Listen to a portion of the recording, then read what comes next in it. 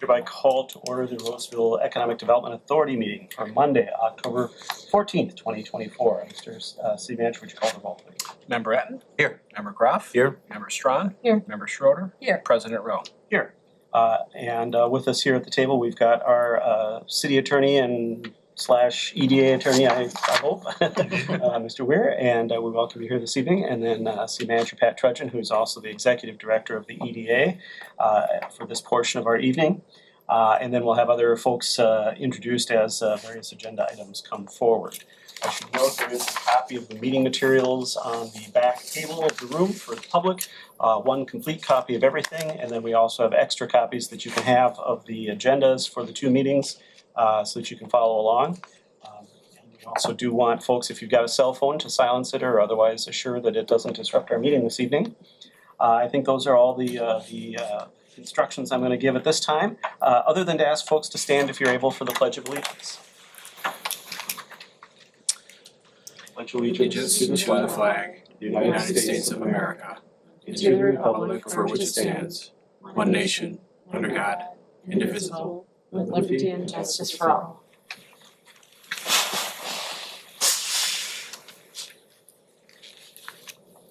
First on our EDA agenda this evening is approval of tonight's agenda. We have a very, very, very brief agenda, so I'm going to imagine that approval should not be a very difficult thing. Is there a motion to approve tonight's agenda? So moved. Second. Moved by Member Graff, seconded by Member Etten. The agenda tonight, is there any discussion on that motion? No. Hearing none, all those in favor signify by saying aye. Aye. Opposed? That passes unanimously. We've got our agenda for this evening. As we traditionally do with our EDA meetings, we'll forego the general public comment at this time and take that up at the beginning of our council meeting immediately following this EDA meeting, which allows us to get right into our business items. Our first business and only business item this evening is to consider replenishing funds for our various housing loan programs. And we have Jean Kelsey here, our housing and development program manager, who will make introductions as appropriate. I also wanted to introduce Jim Hasnick. You are probably familiar with CEE.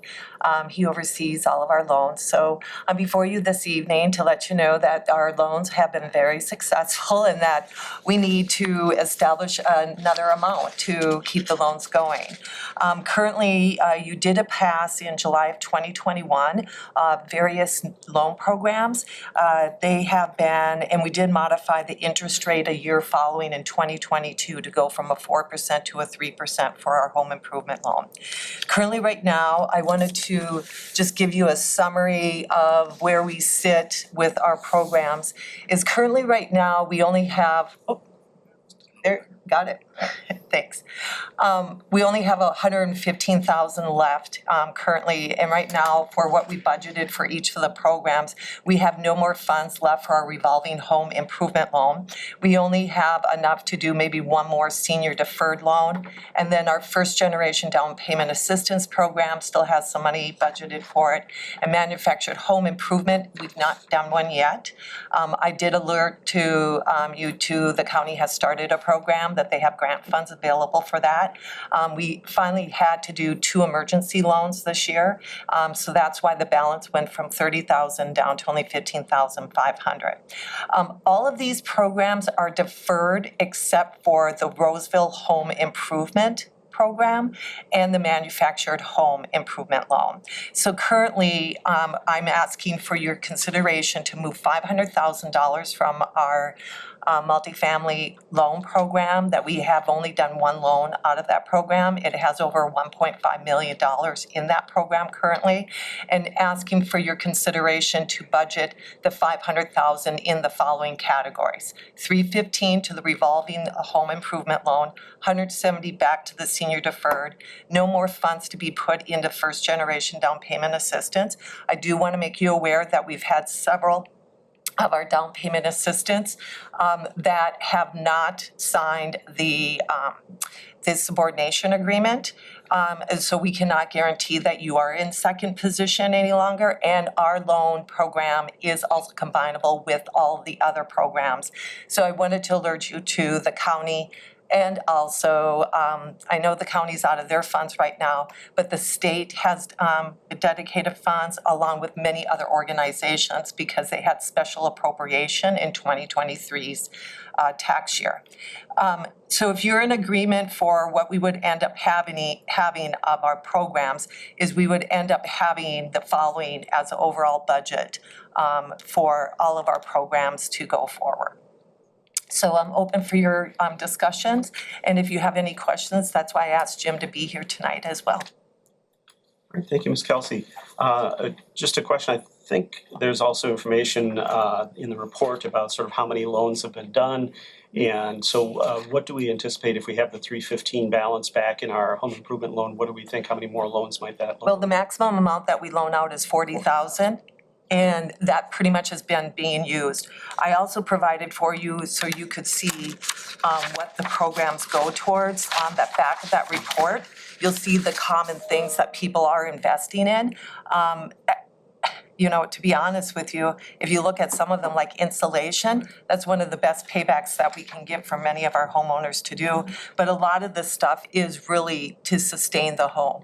There's no like total guts of kitchens and bathrooms and stuff like that. It's really in order to sustain the home. So at the 40,000, that's still 7 loans. 7, 8. Right, but And the average in is probably a little actuality, they less. wouldn't all be that big, yeah. Yeah. Okay, so that's a fair number of people who can help out with that balance. Other questions from members of the EDA?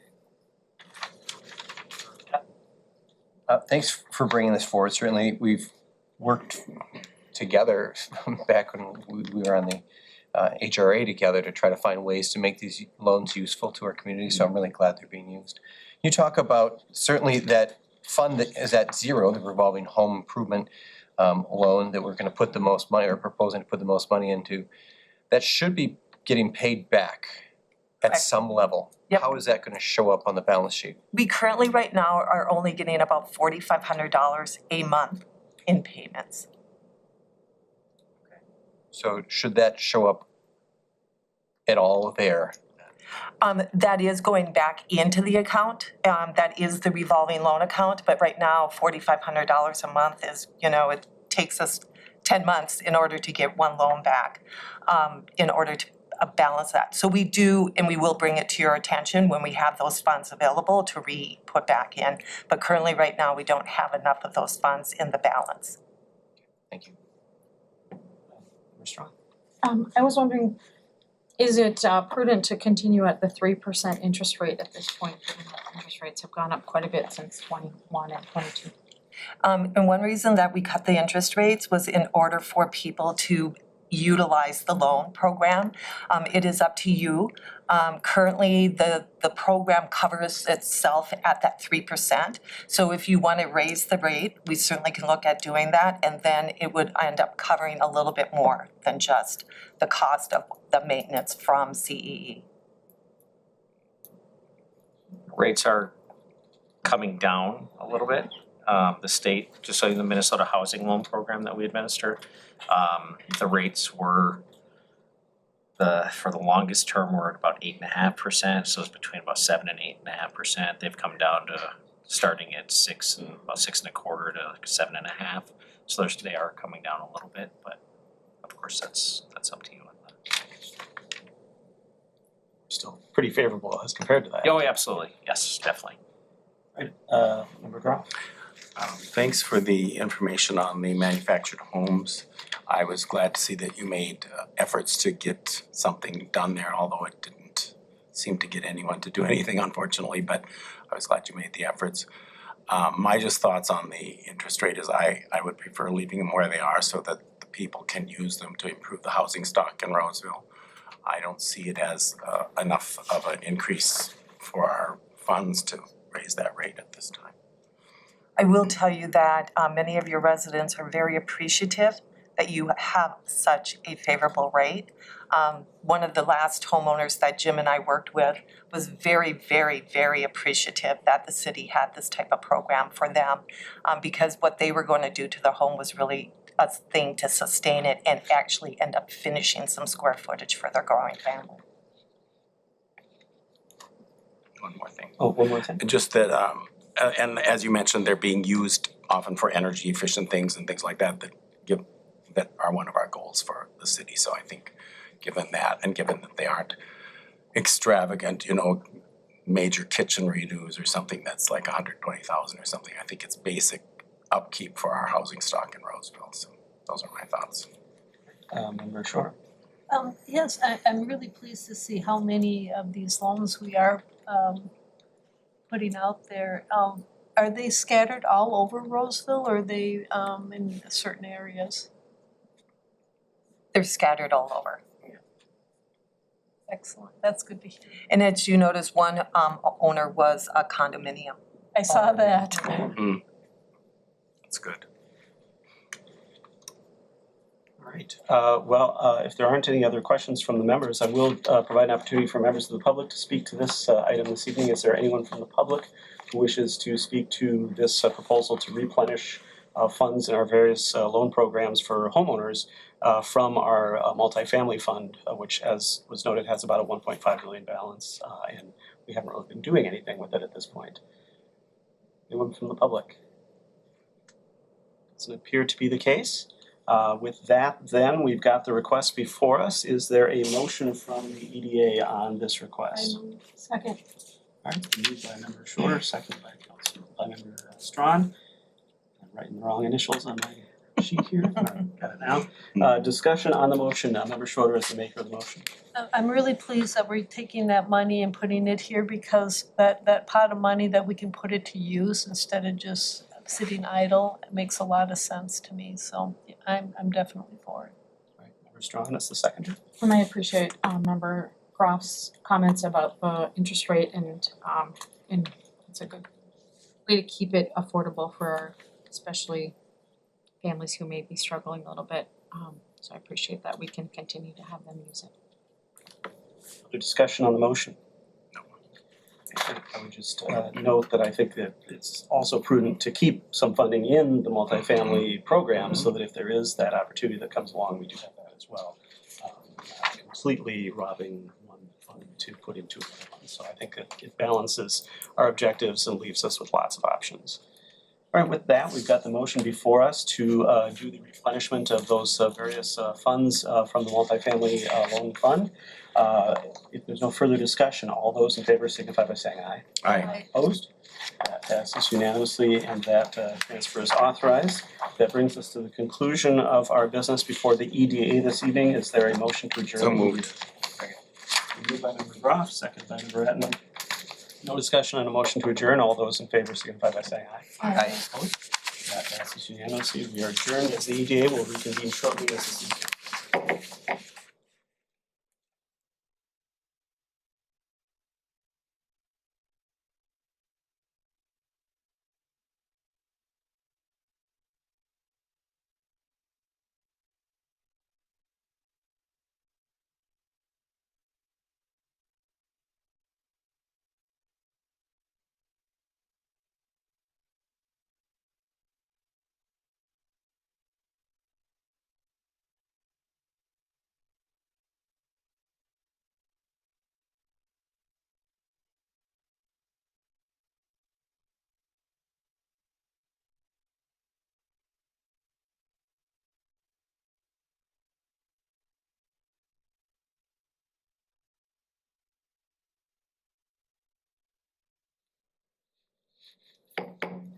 All right, we're back reconvening as now the Roseville City Council for a meeting on October 14th, 2024 at approximately 6:15 p.m. The roll call will stand as called for the EDA with all members present. We have done the Pledge of Allegiance already at the beginning of the EDA meeting. So next is consideration of tonight's council meeting agenda. Once again, we don't have a lot of items on the agenda. Mr. Trudgeon, I'll just check and see, as we always do, are there any changes? There's no changes, Mr. Mayor. Right. Any council requested changes to the agenda this evening? All right, that then means we should be able to entertain a motion to approve the agenda as presented. So moved. Second. Moved by Councilmember Strawn, seconded by Councilmember Shorter. To approve tonight's agenda, is there any discussion on that motion? Hearing none, all those in favor signify by saying aye. Aye. Opposed? That passes unanimously, and we have our agenda for this evening. Then next on our agenda for the council meeting will be our opportunity for general public comment. Once again, we do provide an opportunity for public comment as agenda items come up, but we also at the start of each council meeting provide a chance for members of the public to speak to items that are not on this evening's agenda, but may be related to city business or of interest to people in the community. So I'll check at this time, is there anyone from the public who wishes to speak during general public comment this evening? Does not appear to be the case. So we proceed then with our agenda, and that brings us once again right to our business items. Our first business item this evening is to receive some information presentations from Ramsey County representatives. And to kick it off, we'll have our Ramsey County Commissioner Mary Jo McGuire to present on several topics of interest. Welcome, Commissioner McGuire. Thank you so Look forward to much. hearing from you this evening. Yes, thank you so much, Mayor Rowe and City Council members, City Manager and Attorney. Thank you so much for this opportunity to present a few issues on behalf of Ramsey County. First of all, I want to wish you a happy Indigenous Persons Day.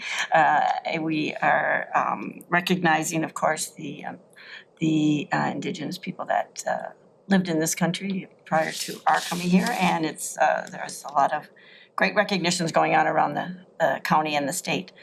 So thank you again for inviting us, actually, and we to speak on a few issues that have specific importance to you in Roseville, and highlight just a few of the departments that we're working on that we have at Ramsey County. So I'm just gonna go over that agenda that we have here. So let's see, do I just click? Nope. Hit the arrow on the Oh, I keyboard. have to go there. Oh, just the arrow on the keyboard, sure, I'll just do that. Okay, so it is myself, and then I'm so grateful that my colleague, Commissioner Mai Chong Zhang from District 6 has joined us. She is the chair of our county's Housing and Redevelopment Authority and has been doing the city council meetings for the 17 cities that we have in Ramsey County, and I really appreciate the work that she's doing on behalf of the board to really present what's going on with our levy, our HRA levy, and as a part of our Community and Economic Development Department. Then, so after you hear about that and the levy, we have Josh Olson and Max Holdhusen who will be helping present on that. And then we are going to have Anthony McWell is going to be speaking about housing stability and what's going on with that department and the work that we're doing specifically with Roseville and in Roseville. And then our Environmental Health Department, we actually have Ray Eden Frank who will be presenting on the Environmental Service Center, which is countywide, but it's located here in Roseville as the center of the universe, no, as the center of, as the center of the county, no, as the center of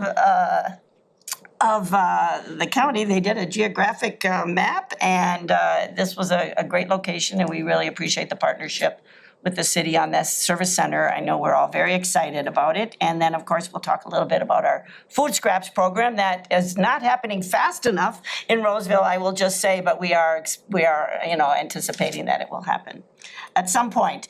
But with that, Mr. Chair, I'm just gonna do a little bit about our county on behalf of the county board. We really appreciate the partnership of our cities, and there's our board. I will say that this picture includes our former board chair, Commissioner Martinson, who has now moved on to head up our Recycling and Energy Board.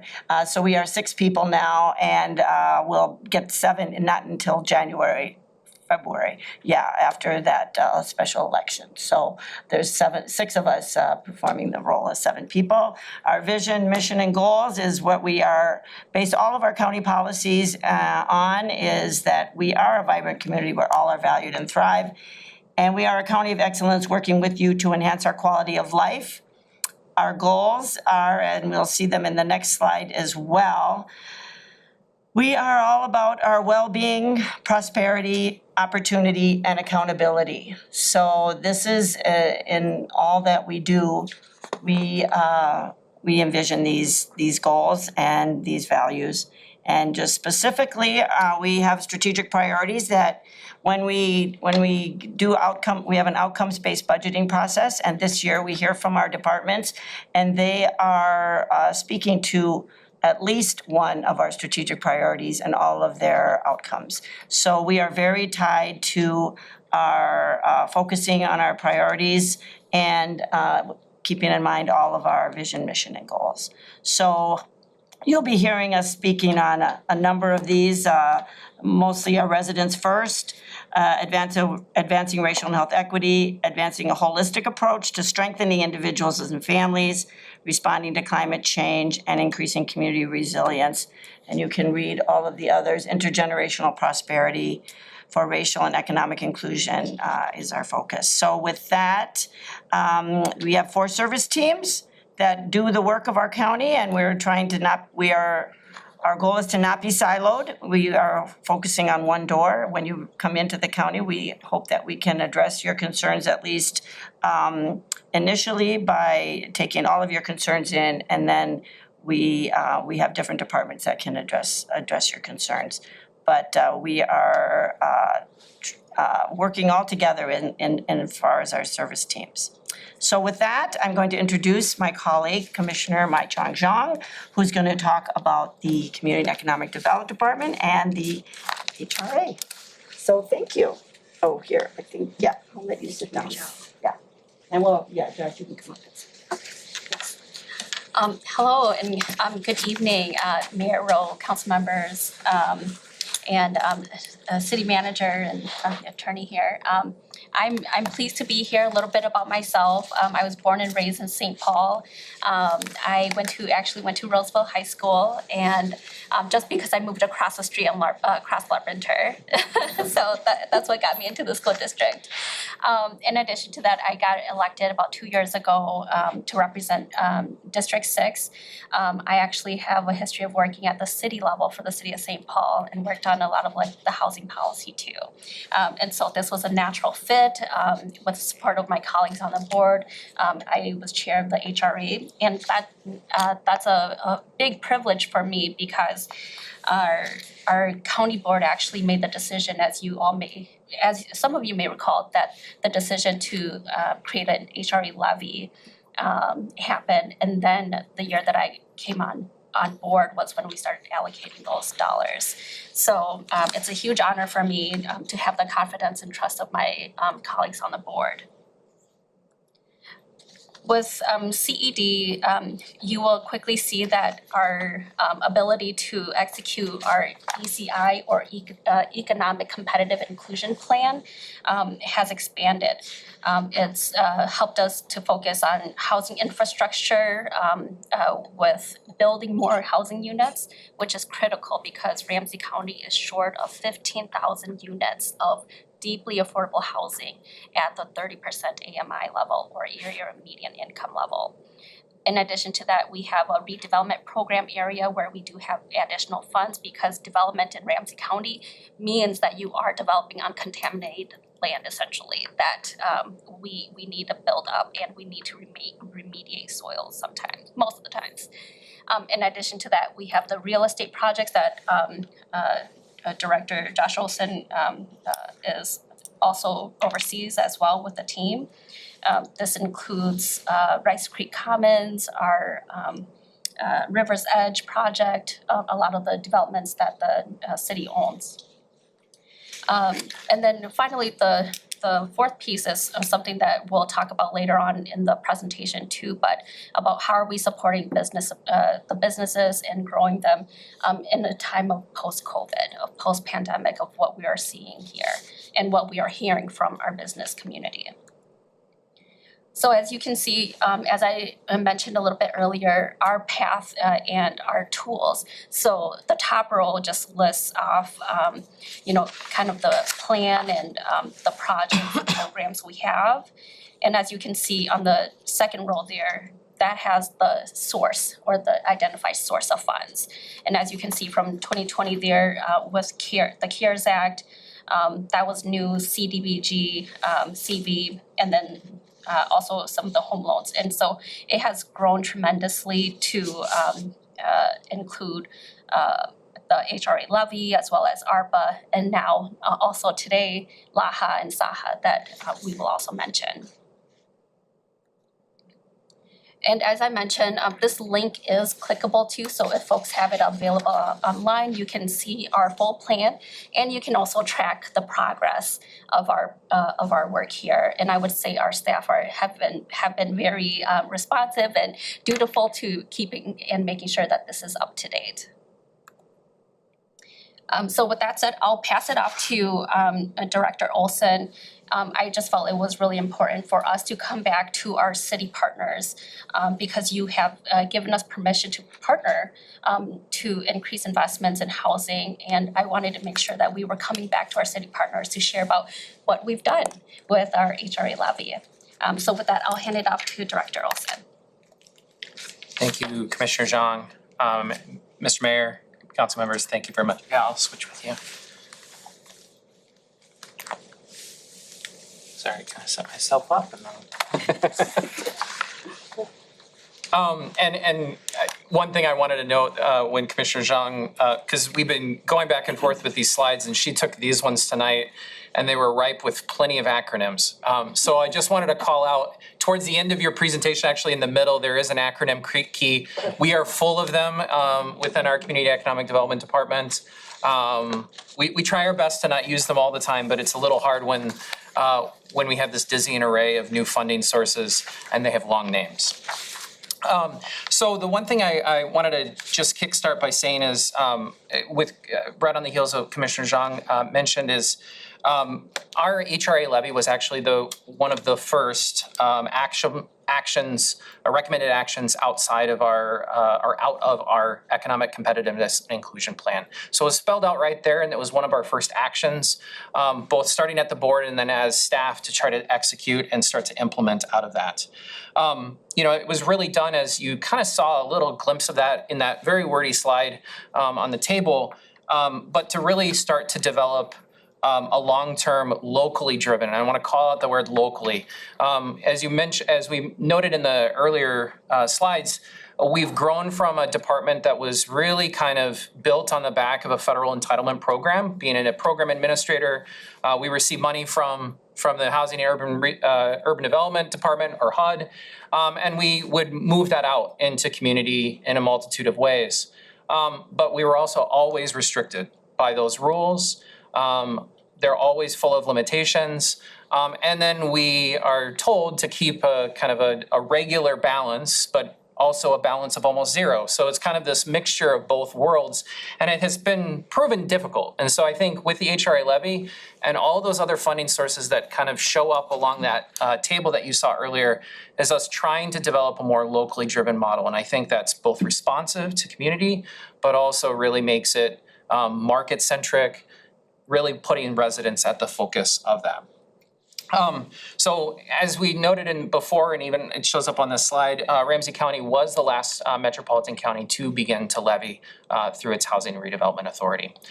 In just this past year, or this year, not past year, but this year, our HRA levy is collecting at $12.6 million. Again, as Commissioner Zhang noted, our ECI plan is our North Star, and we really look to that plan to help us prioritize investments and actions across that multitude of areas on the housing infrastructure side, redevelopment, business, et cetera, even on our workforce development side too, which has a central place within that plan.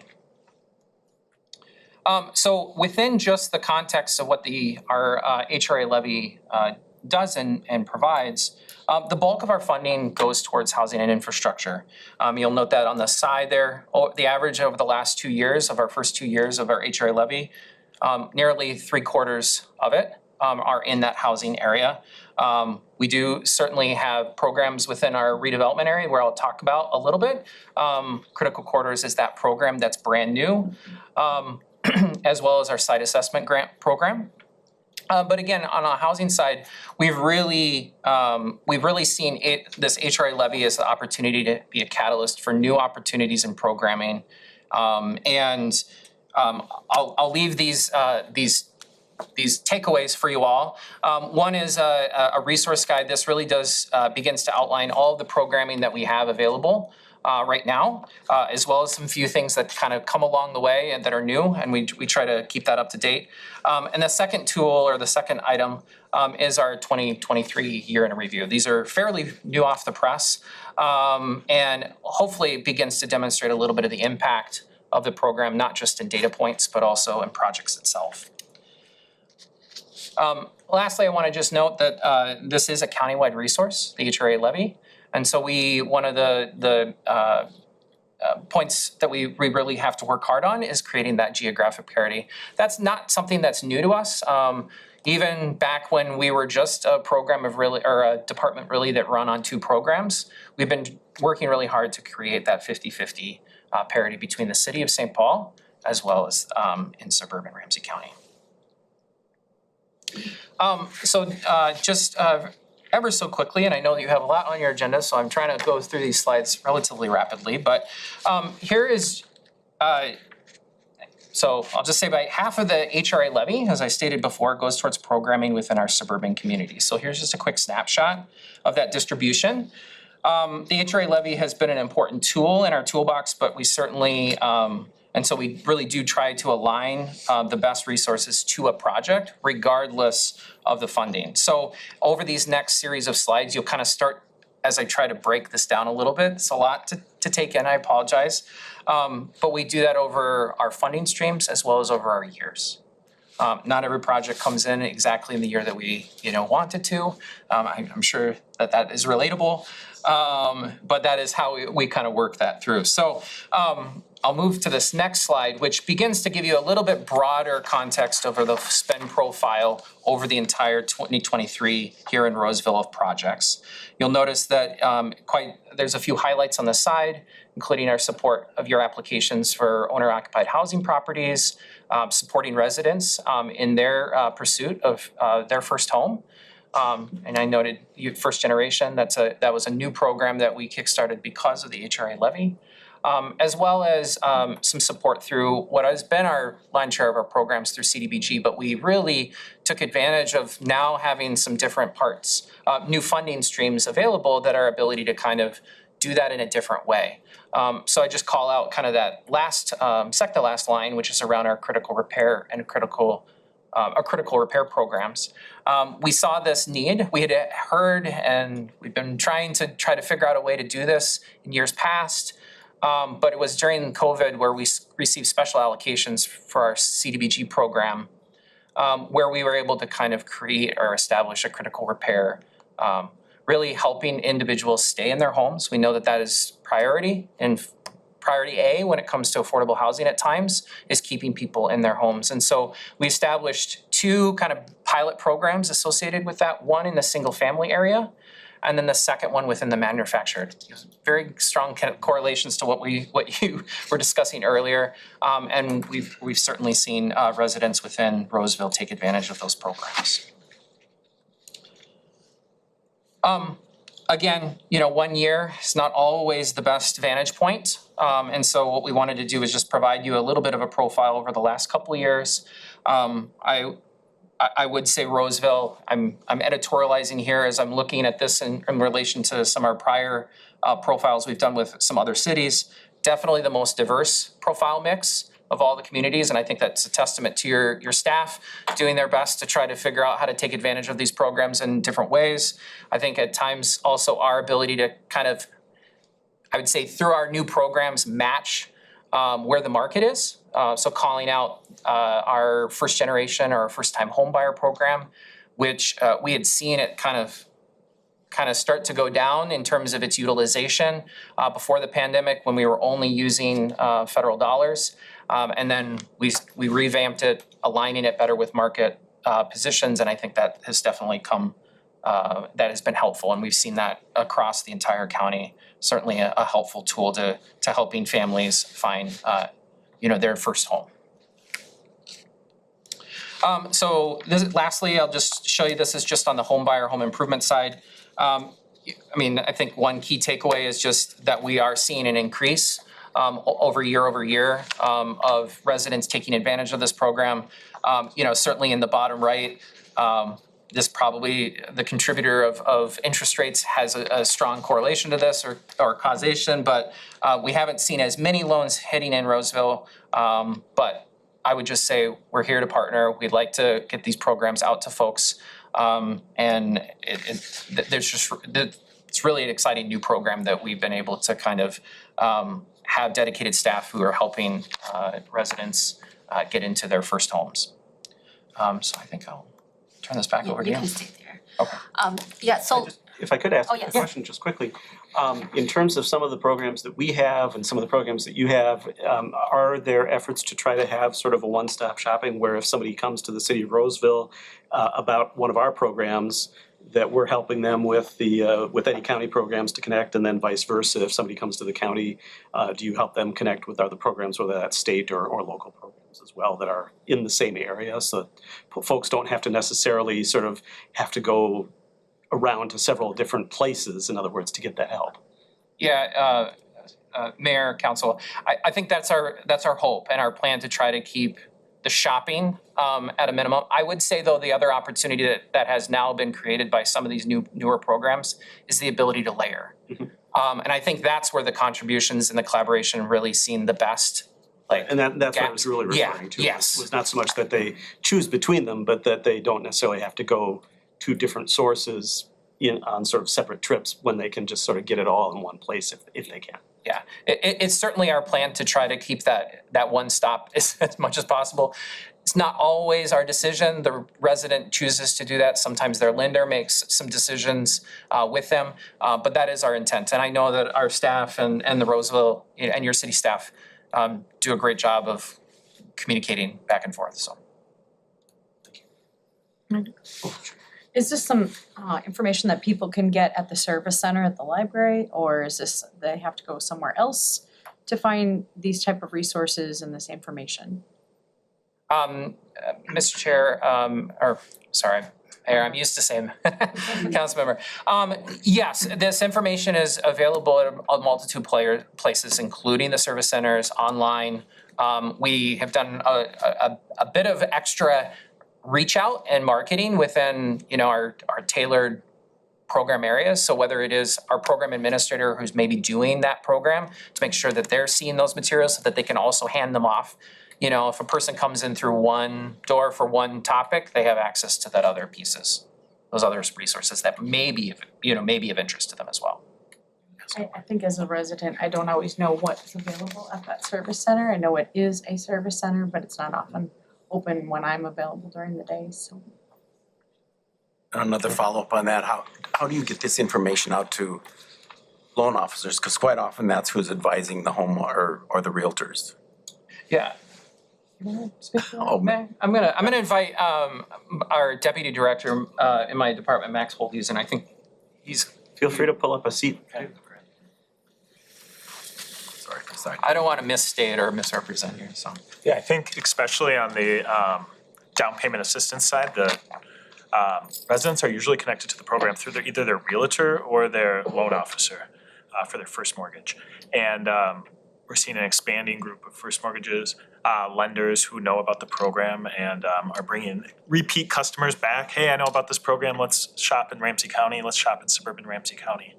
And by reaching out to really the realtor associations and being involved in SPAR and presenting at different realtor groups for different ethnicities as well. Good. Thanks. Any other questions? Thank you for this and your diverse work on housing and the HRA levy, I think, is an important tool, so appreciate that you took that effort. I have maybe a push, just making sure the mayor was asking about one-stop shop kind of work, that I think it's really important that if someone does come to the county and say, hey, the county can help with this, that those pieces are available, whether it's a printed material at the Ramsey County Library or on our own on your website that says there are other things available, that we're making sure that we're not just assuming people will do that, but people need help through that process, and that there's a direct effort to make sure that that's available to people. And then I was curious about the county's role. Certainly it's county land and working with the city of St. Paul and the Carter Build and some of the efforts that are, I think, on the edge of your district. It's in my district. Yeah. What's the county's role there? Obviously there are multiple jurisdictions. Yes, and I I'll go first, but then feel free to chime in too. But we provided earth, so the remediation on that site there. In addition to that, we supported their letter for a geothermal system there, and that was critical to them being able to get a loan from the state's Green Bank. And I was just there today with their opening or the groundbreaking there today. So we are definitely leading the way in Ramsey County here in that way. But they also had to apply competitively through our cycle once a year where we combine, when you go back to the slides of where all those different funds were listed, our team has made it very almost like very simple for folks to know and the development community to know that this is the time when you apply and you don't have to worry about applying for a specific program, but we will look at your application and determine which sources we can use to help support your program. And so we did allocate some funds towards the multifamily building too. Yeah, just adding off of what Commissioner Shang said, I mean, I think that project, we don't have an active participation in the same way that we do for the other two projects that Commissioner Shah mentioned earlier in Rice Creek Commons, where the county owns the site, very active in that piece, as well as at River's Edge, which is in downtown St. Paul. But we definitely become a partner in the same way that we become a partner in other projects that are led by developers or in this case, have a strong city Port Authority connection. But yeah, the applications come through a couple different doors for competitive funding. Thanks. Yeah. And your acronym list does not describe LAHA and SAHA. Ah, It's a cliffhanger. We need oh, yeah. Shoot. Been looking through again today. Bummer. I'll take that one. And the first is LAHA, that is the new housing sales tax from the state.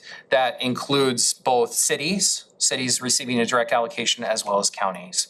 So we each have our own ability to kind of use LAHA money a different way. So the L is local. Local, correct. The SAHA is the state affordable housing, and that was a kind of I'll say more of a limited duration allocation to counties.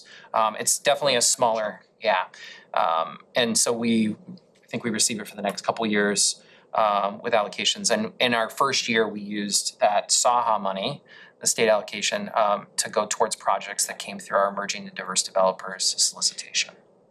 Thank you. I'll do looking ahead for us as an HRA too. Last year or last legislative session, we the county sought to amend the language at the Capitol about being able to seek and use HRA levy to be more flexible. And this is definitely in response to what we've heard from our ECI plan or from business community about the post-pandemic, where we are seeing more businesses ask for support, but like, where can I just go to learn about like how I can bring my business online? Or what about social media? How can I grow my business? So more of those technical pieces. In addition to that, we also, with our program of the Emerging and Diverse Developers program, we were finding that new and emerging developers were coming through that program and had questions similar to what Councilmember, what you were asking about. It's like, how do people even know? And the truth is, like, a lot of people don't if they're not in that business of doing development. So as we're growing that pipeline of new developers, that was the type of help and support that they needed. And in addition to that, that program was funded through our regular levy, our tax levy. So with the funds of LAHA and SAHA that were coming through, the thought was like, HRA dollars are more, if we can make it more flexible, then we can use that instead of like having to raise our levy, to sustain this program. So that's just one example of how that flexible use would be being able to use it more flexibly, like that we can do. So we only got sponsors. We had a hearing, but we didn't make it into the reconciliation or a conference, so it didn't get very far, and that's in part because, there were folks who thought that we need to go through the regular way of like getting municipal consent from all our cities again. As you all know, North St. Paul is not a part of our HRA levy, and so we wanted to ask for an ability to do that through this legislative request. And so this year, we wanted to come back and ask and talk with you all more too about it. Is this a direction that we all should pursue together? Because I will share with you all candidly that being at the testifying over there, it was not great. And it wasn't great because we didn't have our community there. And having our community there actually matters the most because we don't want this to be something that we're doing to them. But this is also what we're hearing from them, that they want this. So before we go ahead this year and pursue this again, I would welcome additional conversations around this too, to see if our cities would be willing to partner with us in making this legislative request. And so that's kind of what's next. In addition to that, we all mentioned the LAHA and SAHA already. Tomorrow, our board is taking action on creating the account for LAHA so that we can start opening up a process for allocating those dollars. It's very similar to what we've been doing too. Our allocation coming our way. Just on the legislation, I think presumably what's being proposed this session is essentially the same as last session, or what was amended a little bit through the process last time in terms of the notion of using the using the HRA levy for more purposes that are available to EDAs without the authority to add an EDA levy in addition to that, which was one of the concerns that I think many of the cities raised in the process last year. Presuming it's the same, I think that would be something we'd want to take a look at during our conversation in November about legislative priorities for the city, and looking to see if that's something we want to add our support to, and so we would intend to have that conversation at that time.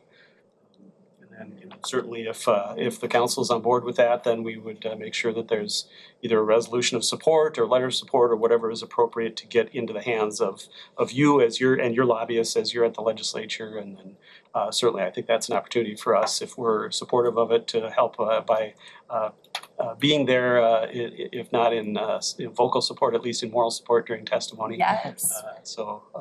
Those are those opportunities that can happen if we're, if that's something we ultimately decide to support. Yes, and Mayor, if I may add, that Ramsey County is the only county called out that we have to go through this specific process at the state legislature.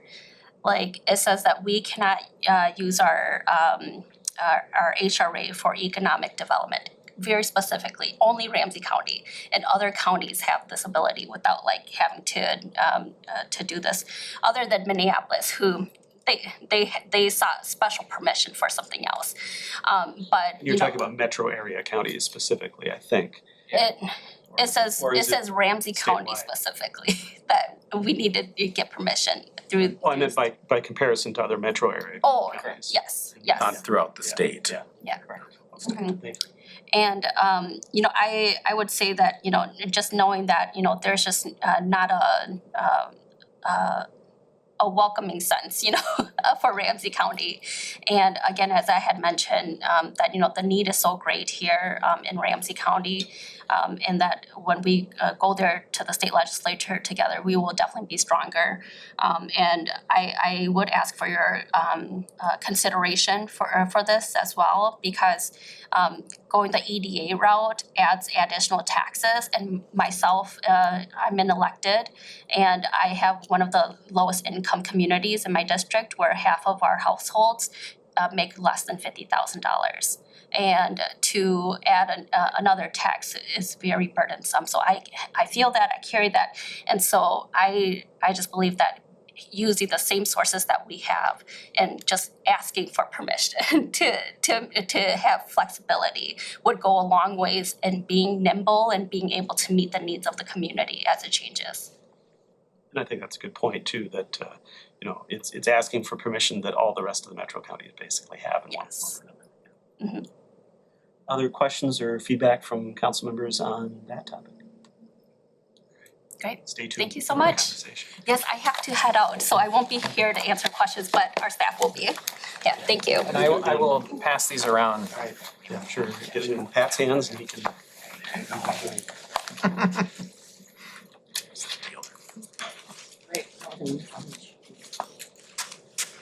Thank you so much. I'm just going to introduce our next speaker, but just to say that we're always looking for opportunities to continue to partner with you. And I think you can see from the presentation, there's a lot of partnership that we can continue to do and opportunities that we can look into. And I know that our staff works with your amazing staff on these programs and getting the information out to our residents and really partnering and layering on top of each program so that we can provide the best services that we can for our residents and for our economic development. So just to stay tuned on that, I will say that we're having our a legislative workshop tomorrow, so we're gonna learn even more about what this proposal is as a board. And so we'll be taking more formal actions, so that we'll probably present you with a formal request on that, so that you'll know what you're supporting or we're gonna ask you to support, is what I'm guessing we're gonna get from our legislative team tomorrow.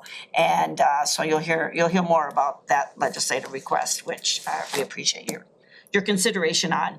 But just thanks so much to Commissioner Zhang and to Director Olson and Manager Holthusen for their great work. I know that they're working, like I said, constantly with your staff, and I just might add that they're under the leadership of Carrie Collins, your former Economic Development Director, who is now our acting Deputy County Manager of the entire Community and Economic Development Department. So we're very excited about her moving into that role over an entire service area, our service team at Ramsey County. So we're really excited about that. So with that, I'm going to introduce on housing stability. We've got Anthony McWell, our manager there. And thank you, Anthony, for being here. Do you want to? No, I don't have any of that. Oh, you're gonna, okay, you're just gonna talk about that. Okay, great. Man after my own heart. All right. Do you need us to get an overhead projector? or- Right. Actually, I've got paper. I'm just gonna. All right. Mr. Mayor, council members, thanks for having me. My name is Anthony McWell, Operations Manager for Housing Stability. Sitting in today for Keith Latimer, who's our director, who was unable to make it today. So want to provide a brief overview about what housing stability is and what we do. Housing stability started in 2021, right before the pandemic hit. And during that time, we stood up COVID shelters for 2.5 years. Don't want to brag, but I'm gonna brag. I think we did a pretty good job of doing that on the fly, putting up, I don't know the exact numbers, but we had over 3 hotels and 6 different shelters that we managed for those 2.5 years. Shelters closed in 2022. The focus then of the department became anyone that was unsheltered. Our goal was to try and tap them into any Ramsey County services that we have available. And so that's what our team does now. And so most of our folks are located at the St. Paul Opportunity Center in downtown St. Paul. If you have not been there, I would say come out, take a tour of the building, get an opportunity to see what it is that we do there. But we do everything from housing to finances to coordinated entry, which is individuals that are unsheltered and trying to get them on a list to find more suitable housing for them. 2 programs that I really want to highlight for housing stability is, and I'm going to send these around, sir. The first is our shelter and entry, our shelter diversion program just started in April. And what that is, it's a one-stop shop for individuals that are unhoused. And so before our program started, it was a lottery system. And so now we have a 1050 number, or you can come down to SPOC, meet with our staff, and we will work to get you into any available shelter bed in Ramsey County. We are open from 10 a.m. to 9:30 p.m., 7 days a week. So if you have folks in your city that are experiencing homelessness, give them this number, have them give a call. We will do our best to get them housed into a shelter for the night. The second is warming centers, and that's something that started 2 years ago. 2 years ago. This will be our third year. Warming centers are pop-up locations that the county, after meeting with unsheltered individuals, talked about what were the things that they were lacking during winter. And it was simple things. It was no running water. It was no bathrooms. And so after having those conversations, we sat down with some of our unsheltered residents and developed what we call warming centers. And so what they are, we currently have 5 different locations, 2 for men, 1 for women, 1 for families, and then 1 for youth. Youth, and it's that broad, right? I'm not crazy about it, but it's that we go, I think, 16 to 24. Now, mind you, that 16 to 17, if we run into some of those folks, we're probably gonna call child protection just because we don't want those individuals with our adults. And so our warming centers are open from 9 p.m. to 7 a.m. And if the temperature drops below 0, we will stay open until 9 p.m. or 9 a.m. We're open from November to March. And we bring as many people as we can. If you want to come in and stay for 5 minutes, you can stay for 5 minutes. If you want to come and stay the entire night, you can do that. We offer coffee, we offer snacks, television. If you want to just talk to staff about trying to get services, we offer that as well. What we have found is that the individuals that we are seeing coming into our warming centers are those individuals that either A, have been kicked out of shelter, or B, just don't feel safe going into shelter. And so ideally, I think what we'd love to see at some point is warming centers be something that are year-round. You know, we can service you in the summer as well as the winter, but also be able to provide more services for individuals as they come through.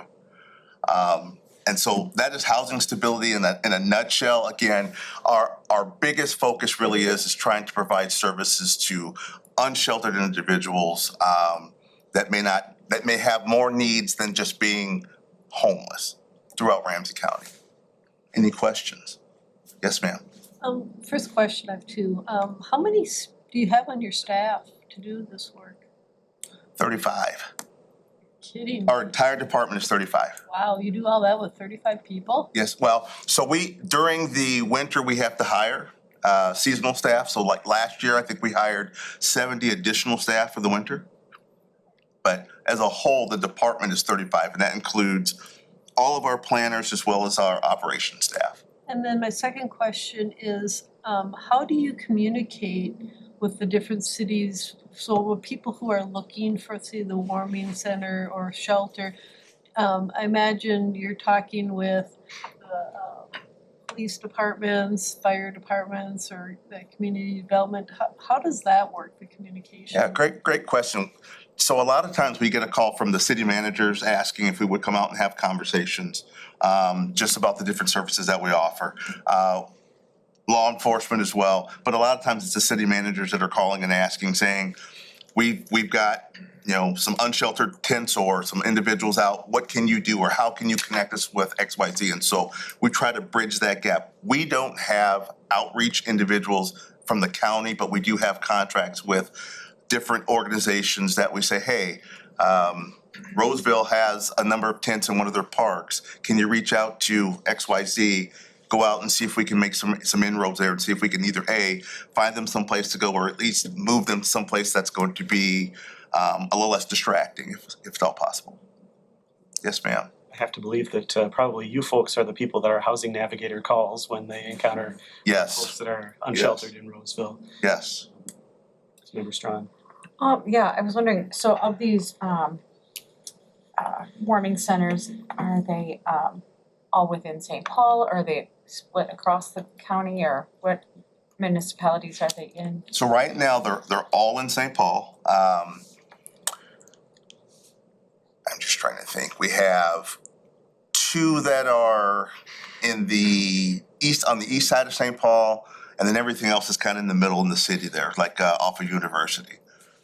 Yeah, I was just wondering if you had kids in the Roseville schools or, you know, wondering what that interaction is with the school districts in this family situations or, Yeah, so one of our programs is a stabilization program. We work with all of the suburban counties, and so we do have a social worker she's charged with working with suburban schools, and so actually has a grant where any homeless families that are in suburban schools, she's going out, she's meeting with them and trying to figure out what it is you need. Do you need damage deposit? Do you need rent? Maybe you need to find a new place to live. So we do have an individual who does that, but she's limited as to the number of individuals that she can serve, but she's definitely charged to work with our partners in the suburban school district.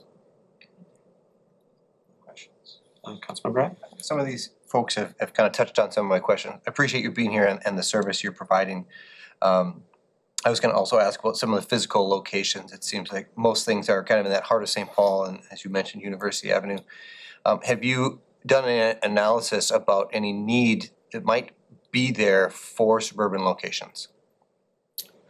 I have not. I'd have to talk with our director to see what has been done. We do know that there is a need, right? I mean, we do know that just based off some of the conversations we've had with some of the other cities, law enforcement, other city managers. So we do know that there's a need. I don't know what the need is, let's say for Roseville, but we do know, like for instance, we met with Maplewood 3 weeks ago, and there clearly is a need for more unsheltered services out there because they're starting to see a lot more encampments show up in their parks.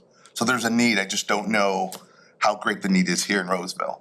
As Commissioner McGuire knows, it's a special point of mine that the county remembers that there's a community outside of the city of St. Paul. Yes. A Yes. large community with a Yes. variety of needs. In the pandemic, I helped with food insecurity, and I felt very much alone on a committee of 18. There were 2 of us from suburbs, and Oh, wow. frequently I was reminding them, hey, we're over here. Right. School districts with students in need, families in need. We have unsheltered individuals. So I would ask that that kind of focus, if Maplewood's asking a question, if Roseville's asking a question, that some more on the ground work comes to make sure that we're getting after that. Yes, sir. Would be very much appreciated.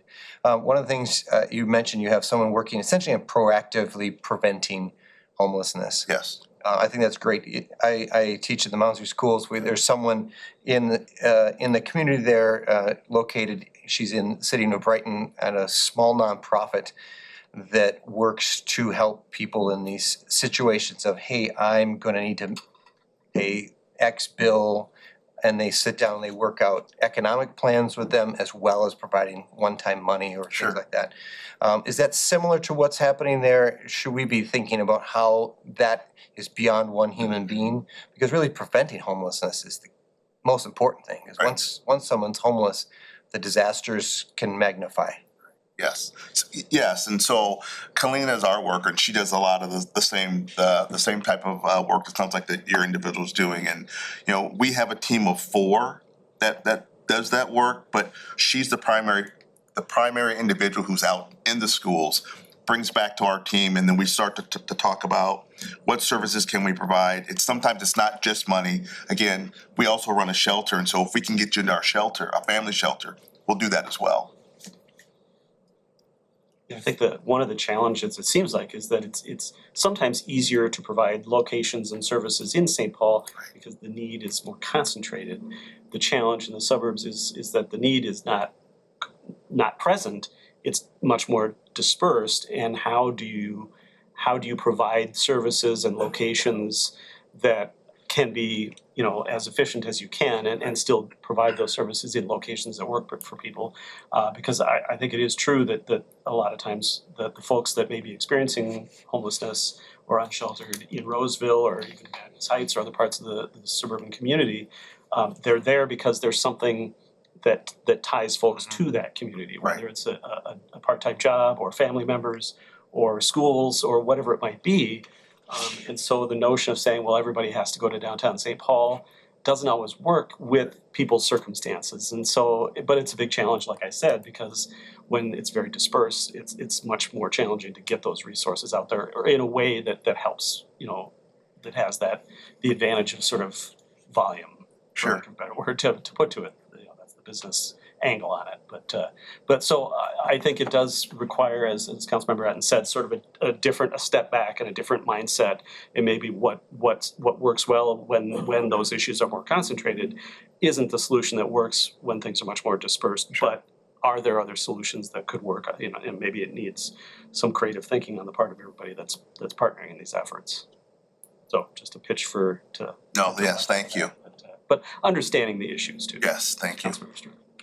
Yeah, I wanted to, I just was hopeful that, I know somewhere in there was mentioned the community resources for some of the businesses. And I think there was a partnership that Ramsey County had with Golden Shovel, I believe, because we also had the same partnership. And I know at that time there was the Ramsey County Means Business piece, when it was the attempt, it seemed, to connect people to work opportunities that were on bus lines and other things like that. And I think sometimes we run into that in Roseville, is that we don't have good east-west, if you don't have a car, you don't have a good way. And the microtransit may help, but it's not the same as having a mass transportation or the trust in the mass transportation that seems to be lacking at the moment. But just, I wanted to make sure, one, that maybe we make sure that some of these programs, which to me, that had a lot of great opportunity, but I felt like I was, as an HR director, I felt like I'm the only person who knows that this program exists. When I mentioned, oh, did you advertise for free on Ramsey County Means Business, people don't know what it is, they don't know how to look there, then it's not helpful. And then the other thing is just the duplication of services, making sure that, we all have great intentions, but making sure, sometimes in my conversations with Commissioner McGuire, we find that we're doing very similar things, and how do we make sure that we are serving everyone in a way that's most efficacious for all of us, and just staying connected. I mean, there are many ways that we each do great things, but I don't know if the line between what you do and what you do and what you do is always clear or even discussed. And so I think so that we make sure that we are not necessarily duplicating services, but that we're most efficient and we're most appropriately helping people in our community. It really helps for us to know and sit down and have, kind of coalitions where we allot, here's where you're gonna work and here's right up to this line, and knowing where that is. And then I just think of our folks who are panhandling in Roseville, which is a frequent point of concern for many of our neighbors, and knowing that a lot of them do have housing or do have resources, or they have had an opportunity to obtain resources, but it didn't work for them. So just making sure that we are not hitting the same people again and again. So trying to find a way, and I don't know, I wouldn't want to be a database myself, but knowing how we all fit together in serving this need. Thank you. Other questions? Thank you for being here this evening and sharing this information with us. Thank you for having me. Continued partnership. Thank you. And thanks for pinch hitting too. Yeah. I know. He owes me big. We were really hard. You come back next week? So much. Thanks so much, Manager McWell. Yes, you asked such great questions, and these are conversations that need to be ongoing. And I'm always happy to have the voices of my council members added to mine as we remind, our entire county that we have 16 suburban cities and one city of St. Paul. So we have a lot, half of our county is out here. And so we have a lot of needs that we need to make sure are addressed throughout the county. And thank you for always reminding us of that. And we are gonna be allies in that work with our county, and the communication is ongoing. I mean, yes, we have to continually talk to each other about the ways that we can coordinate, complement each other's work. I know you have an amazing person in your police department that works on housing and unsheltered, and we had her come in and actually speak to our Roseville Community Foundation because we wanted to hear all the needs that are out in Roseville for our foundation work. And that's not the county work, it's a separate work.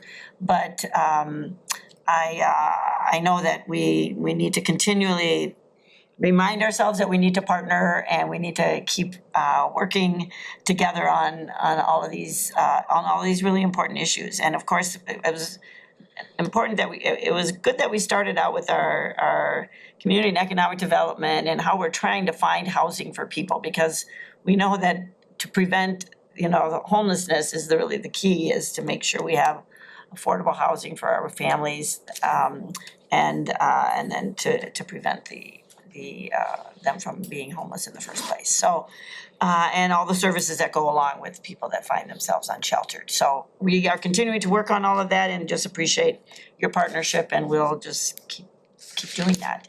So, with that, I'm gonna go to our last presentation for this meeting. We have many more we could do, but for the last one for this, in fact, I thought, well, what would have been appropriate for this time would be our elections department to come and talk to you about all the work they're doing, but They're kind of busy right now. but they're really busy right now. We can come afterwards and talk about all the amazing work that they're doing on behalf of all of our cities, actually.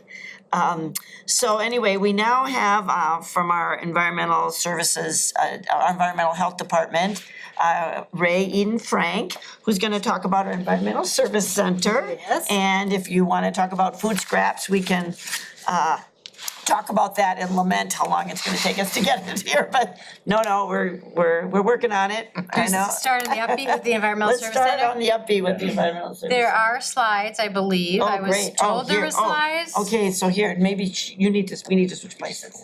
Okay, Okay, yeah, yeah, is that, oh, look at, he did have or was I slides. supposed to like No, add them? Anthony, Keith No, sent they're in slides. They're right after this one. Next one. Keith, oh, there, yeah. You had a okay. slide. You did have a slide, Anthony, you had a slide, we like that, okay. Although I like the visual of the table with your I hands. know, Yeah, that was cool, worked that out, was cool yeah. up there, okay, So here, do you wanna, yeah, here, I'm gonna let you. oh, sure, is there a They just pushed this little thing. bad arrow? Okay. Is this gonna be bad if we move this over, who's in charge? Who's in charge? Well, who's the? That's in charge. It's only bad if you unplug something. So That's so true. far, so far, so So good. far, good. Okay. Well, good evening. Thank you, Mayor, Council Member, City Manager. Appreciate the opportunity to be here and to talk with you all about the Environmental Service Center. My name is Ray Eden Frank. I'm Deputy Director of St. Paul Ramsey County Public Health, and Environmental Health then is one of the divisions that reports up to me. So Daniel Schmidt was gonna be here, and he's loving this project. He's doing so well at leading this project, and so I don't wanna take away from any of his glory, but I'm here. So who here has not heard about the Environmental Service Center? Anybody has not heard about it here? Okay, because I'm like, Many of us were at the groundbreaking. yeah, I was gonna say, this is like, we're in like the center of where this is happening. So, there's also potentially acronyms that I may fall into. I will try not to. I try to be cognizant of that, but I know that sometimes we get into that sort of like, comfortable speak, and so I'll try not to throw out any acronyms, but if I do, you can stop me. And then I also appreciate Commissioner McGuire for opening with talking about our mission, vision, and values of the county, and also our strategic priorities. And those are all guiding documents and all guiding ideas that led to the development of this Environmental Service Center. And I'll talk a little bit about that. We'll talk about residents first and a couple other things that have been elevated to the creation of the Environmental Service Center. So what you see here is a view looking down at the Environmental Service Center and what it will look like and what it is shaping up fast to look like. I don't know if you've driven by, but it went from a dust bowl basically a couple years ago. This is a Public Works property on Lexington, Larpenteur, near Kent Street. And but you'll see, and I'll talk a little bit about some of our sustainability efforts and inclusion, including the solar panels, which you can see. Commissioner McGuire also mentioned that we did do a countywide scoping of location and landed on Roseville. So very central location. It's a location that is very accessible to residents throughout the entire county.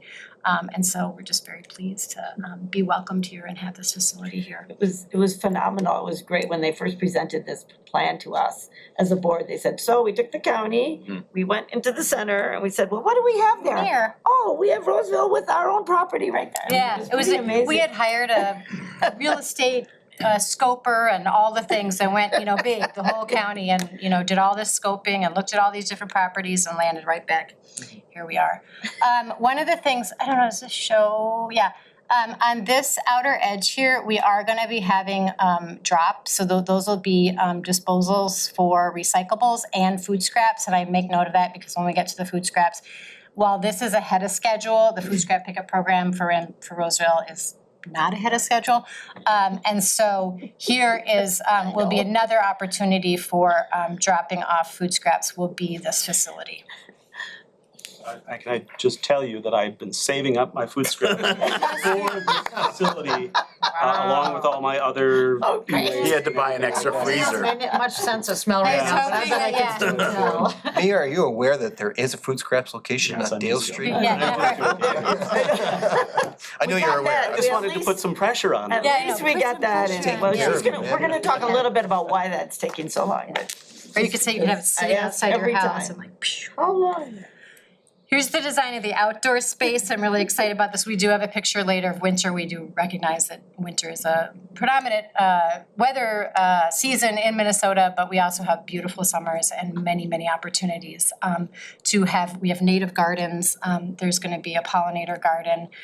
There's been a lot of thought that's gone into this, both from a landscaping perspective and a building perspective, and both from a sustainability perspective and also just from a usability perspective. So this is what the front will look like, and again, sort of in the summer, there'll be opportunities for educational gardens and things along the front. There's gonna be rain barrels, there will be solar panels, as I said, and other opportunities for us to kind of showcase. One of the slides, I think, is like walk in the walk or talk in the talk or something, so.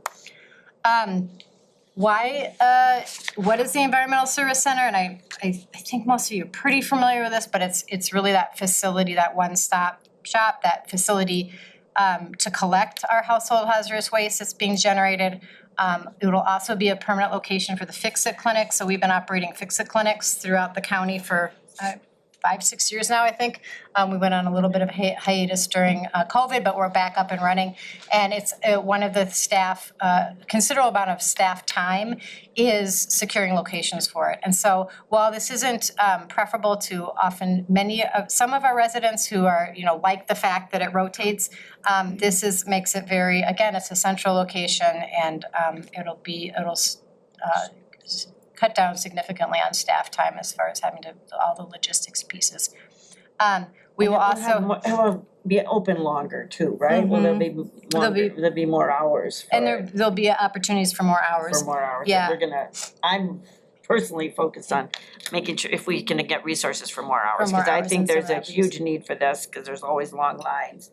When the Fix-It Yes. clinics, which have been operating out of our libraries Yep. mainly. And then there's long lines and they happen every, so Saturdays, every so often, Right, but once a month. hopefully we're gonna be able to have the Fix-It clinics operating longer. Yeah. That's my goal anyway. Also the free product reuse. So many of these services are currently being offered at our Bay West facility on Empire Drive in St. Paul. So for example, our free product reuse room is operating out of that facility. So when people drop off goods that can be reused, they're put on the floor and folks are able to come in and take them for free.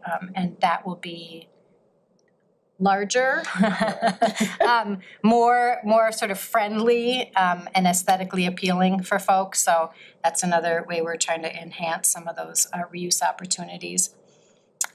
Here again, this is where I was speaking about the residents first, which is a strategic priority of the counties. And again, it's sort of like those service centers. This is the Environmental Service Center though, but it also is like I heard you mentioning about service centers and navigators and some other things that we do. This is those same idea, but from an environmental perspective. let's see, I'm kind of checking through Daniel's talking points and seeing if there's what I might be missing, but I think I'm kind of covering it. Here is another design of the outdoor programming, educational space, and demonstration activities, noting the rain barrels over here, and then the native plantings that I spoke about earlier.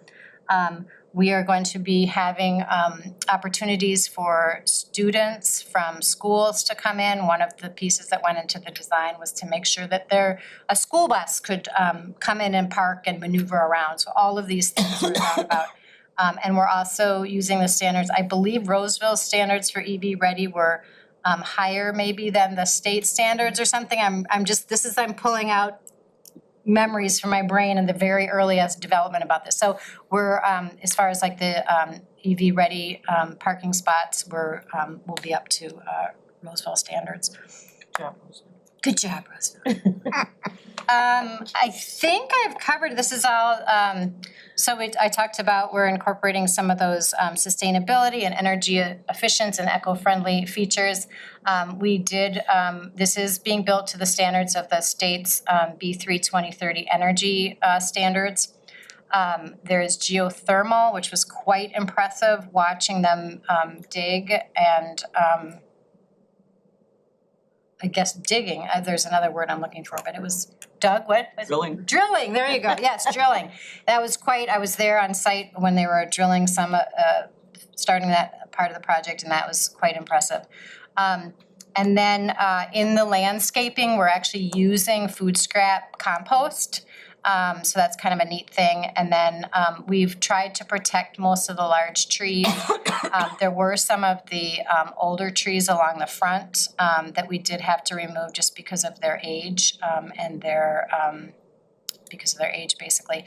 But the number of trees, I think it was 76 to 100. Yeah, there you go. Is it on there? No. It's on this one. 76 to 100 new native and adaptive trees will be planted on the site. So we'll be planting more trees than we are removing. Of course, Roseville has a tree preservation ordinance, so I'm sure that you're fully compliant with that as well. I'm sure we are fully compliant with that. I also know that You'll hear about it if you are. we will hear about it. We'll be finding more trees if we aren't compliant, I guess. Right. There was also, and some of it was just about that the trees were not healthy and there was, issues of them falling over and that type of thing. We also are having the opportunity to use wood from those trees in the building itself. So there'll be some paneling and there'll be some, the actual wood from those trees will be used in the building. So I think that's kind of exciting.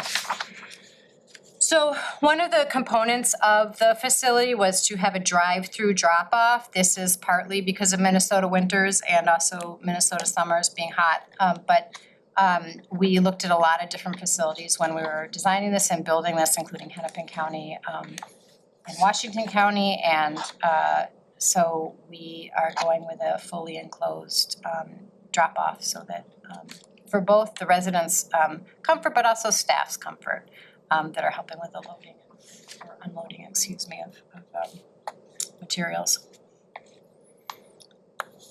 I talked a little bit about this already, but the reuse in educational spaces. So there'll be the spaces for the Fix-It clinics.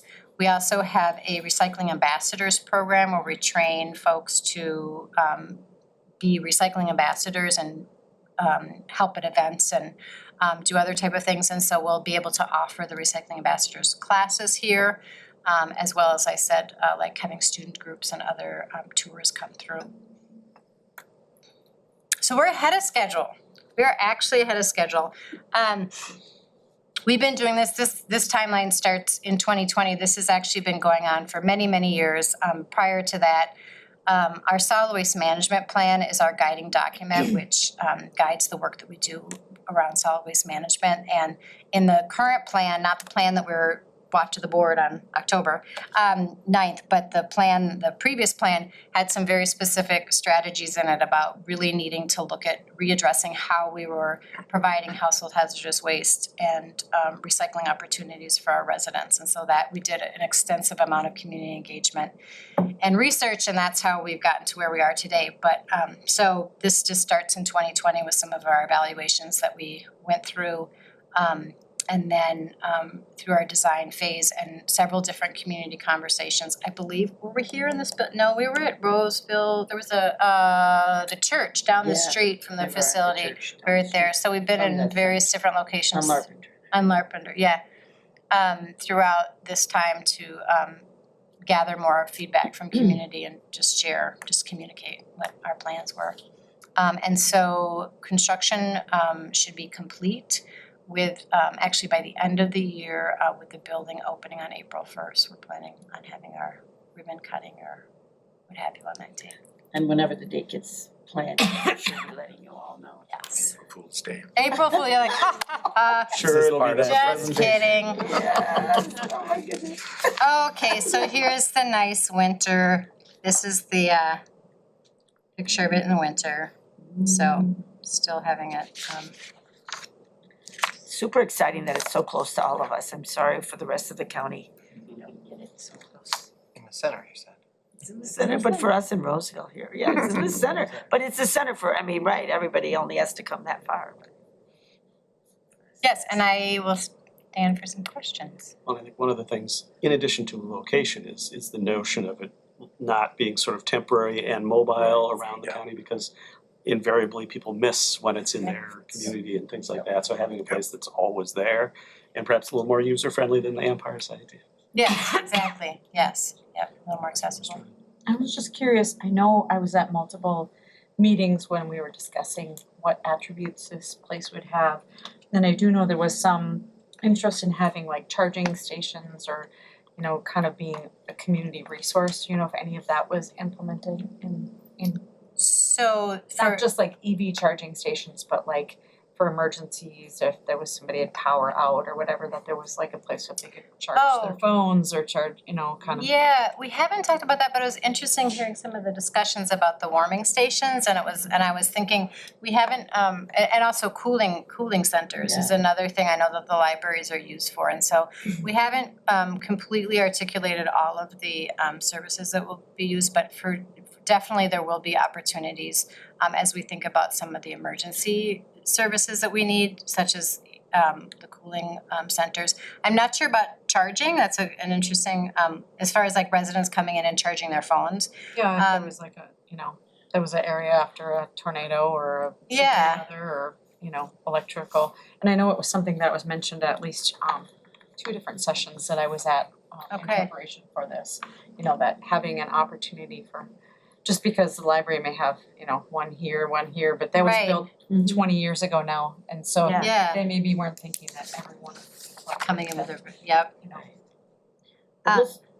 We'll certainly bring that up, and you know, we have a whole emergency plan that our emergency director works on. So I know we you know, that many county buildings are gonna be part of those plans, so we could, you know, put in some outlets. No, I mean, you know, we can see what that would look like, but in larger quantities of people. And then just the other thing is this gonna be like open for drop-in, or is it only, just wondering, accessibility to the public? Is it just available? Or is there staff is it staffed? Yeah, so we're working on the staffing right now. There are some other details. If Daniel was here, he'd probably be able to answer more specifically about that question. In my position now, I'm like sort of one step removed from, like, I don't attend the planning meetings and those type of things anymore. And so some of these details have escaped me. But so we are working on staffing right now. We're actually looking at needing to obviously increase our staffing from the staff that environmental health has in Maplewood, because this is a whole nother facility. So but that's something, as far as like the educational space, we're looking into that, like with, you know, someone comes into the reuse room, then can they, you know, hang out for a little bit, that kind of thing. I know we're gonna have to be very careful about that. So about sort of, you know, how, you know, what the parameters are for that, but I'm certainly interested in discussing that more. And like I say, Daniel Schmidt, the Environmental Health Division Manager, may have more answers right away that he can Yeah, provide for it's that. good questions. I mean, I think you're gonna hopefully be able to bring your organics and your recycling Yeah. outside, you can drop that off. That's gonna be on the outside. Yep. I saw that thing. And so, I know that the county board's goal is obviously to have it open as often as possible. Yep, You extend know, those hours. I mean, I think the room is another question about how often we make that available to groups and things. Mhm. But at least the services, I'm hoping that they're available at least, through the day, through working hours of the day. Mhm. And into And the then a evening few too for evenings people and who work in Saturdays, the- I know we don't wanna build a center like this, it's not open And then to the be public not when the open, public right. needs it. So thank you for the question, Yeah, thank I'm you. hopeful that We that's can the circle case. back around with you, Yeah. more specifics about that as Yeah. well. Questions? Okay, but we have to talk a little bit about I have to go now. No, just kidding. So here's what I just wanna explain, because it's been very frustrating for me, because several years ago, the food scraps program, maybe you wanna just talk a little bit about it. And I'd been several years ago saying, it's coming to Roseville, and It's coming to Roseville. It is coming to Roseville, but not as soon as we would all like it to come to Roseville. I see But maybe, Roseville's in phase Ray, and do you wanna, really, do you wanna just talk a little bit about the program, and then we can talk a little bit about why, about the reality of it taking so long?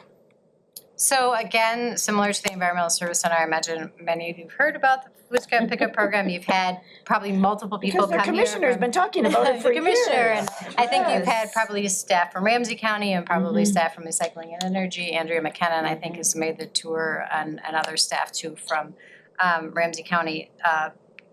First describing this program when it was in conception, and then as it got launched. And I do, it is actually happening in many communities, many of them, and actually I live in. We don't really wanna we hear don't that wanna it's hear. happening in Right. communities. So, but that isn't it, ours, yeah, but right, yes, but okay. that is actually is, it was, for a while, for so many years, it was just being talked about and talked about and talked about. And the fact that it has actually rolled out in some communities, it's a great accomplishment. The bags have all been created, and those are being dispersed to residents for free, so you can go online, you can order your bags. If If the program is in your city, but you can't do it yet. right? Very similar to the home collection where you're putting in this food in the food into the bags. The difference is when you tie it up, then instead of driving it to a facility, you're putting it into your trash bin. And then the garbage truck is coming and picking it up and driving it to the recycling center in Newport. If you haven't visited that facility, you could do a tour there. It's actually quite phenomenal to see the robots in action. And so that was the initial pilot part, was getting the robots to learn to be able to pick the bags and not pick the not bags. And so there's been a lot of training. My understanding it's been just like, kindergartners and having to, and I don't know what grade they're up to now, but it's been slow, and they're actually had to teach them and do resets and things like that. So We're actually leading the country in this effort, to have it at this extent. This is a newer technology of the electronic eyes, finding, picking out the blue bags and then separating them out as Ray said. But it's been, it's taken a while. Well, why don't you still talk about this? and there was just another, I think, Very painful. So one of the things that happened, and I don't know. It'll be over in 5 minutes. I know, Fee, get out of here. And this key is too small for me, I can't even read it, so. One of the things that ended up happening was that it became apparent that there was a distinction between the haulers that haul directly to Newport, Recycling Energy, and then the haulers that haul to a transfer station that then goes to the Recycling Energy. And so that has caused some some intricacies and also some slow down of the communities that don't have direct haul to Newport. And unfortunately, Roseville is one of the communities that does not have, none of your haulers directly haul you. They all go to the waste management. I think it's the one on Como, the transfer station at Como. They go to a transfer station, which is economically better than having all those trucks go all the way to Newport. So that was good. However, So that has slowed down the process. So now, and that's why, people say, why Washington County first? Well, all of these communities, they go directly to Newport. And so that's why they've been able to, the trucks are just going straight there. So the Recycling and Energy is in the process of developing contracts with the transfer stations and to develop the sortation at the transfer stations. And so that's what's happening right now. And I think there's some dates in here, but I'm not sure. Again, sorry about this. It's not you probably don't wanna hear the dates, but anyway, it's, It requires stepping away from promises. You do wanna hear the dates, but, what's happening is that at the transfer stations, they're actually developing, they're bringing in, we need to bring in the sorters. So the electronic eye and the machines that are gonna pick out the bags are gonna be at these transfer stations. And that wasn't anticipated when we first envisioned this program. Everything was just gonna be sent to there and it was all gonna happen right, in that timely manner. Now it's like, we have to set up all these transfer stations to do that sorting. And that was what was not anticipated back then. And it's a good thing that these other communities are piloting it all, so all the bugs are getting worked out. So when it comes to us, it'll all be worked out and we'll just be able to do that. Yeah, But it's we're learning a lot. taking a while, right, it's taking a while. And St. Paul too, St. Paul's in a similar situation. St. Paul's in the same spot, it's not, it's the communities that are closest to Newport are the ones that are getting it. And so but there's a lot of desire, and I know we're gonna be super successful when we roll this out. So,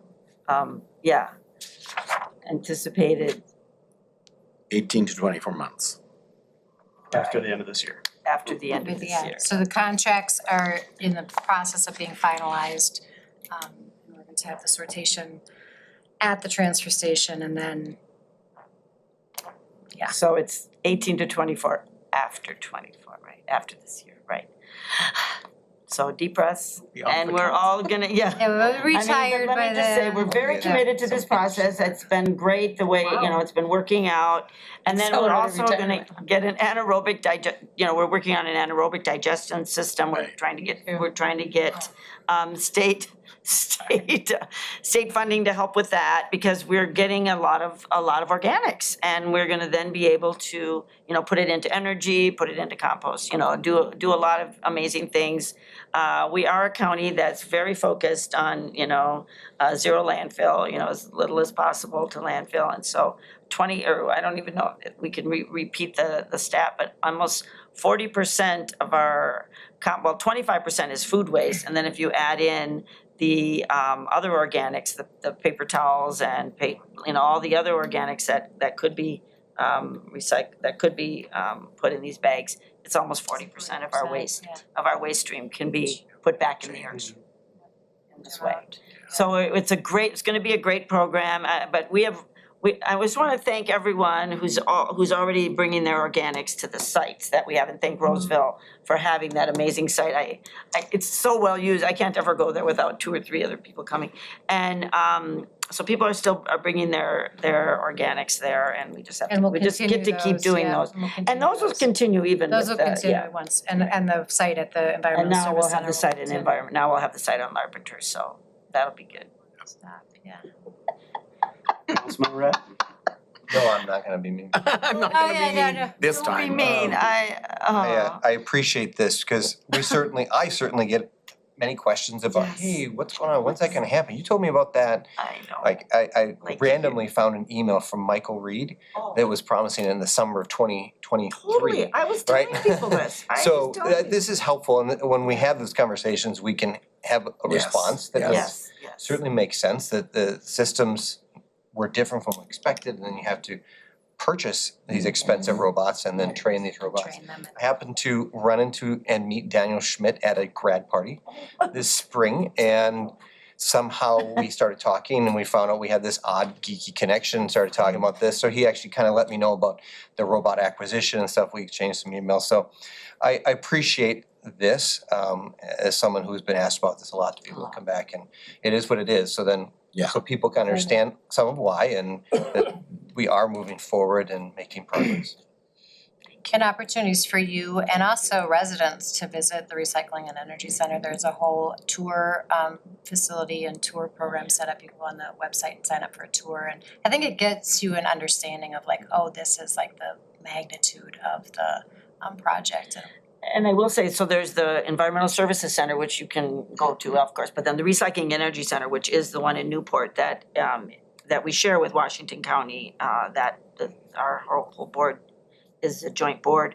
And that is a great tour, and the school groups, any organization that you have can go and see this process in place. And it is pretty phenomenal. So we encourage you to do that. And I will just say that our former board chair, Trista Martinson, now heads up the Recycling and Energy Board. And so that, all of these efforts, because this is massive, is now much more formalized. You know, that we didn't have that type of a structure before. And I'm anticipating that things will, now we'll have a little better sense and of all the timelines and the things that are gonna be going on, because it's much more formalized.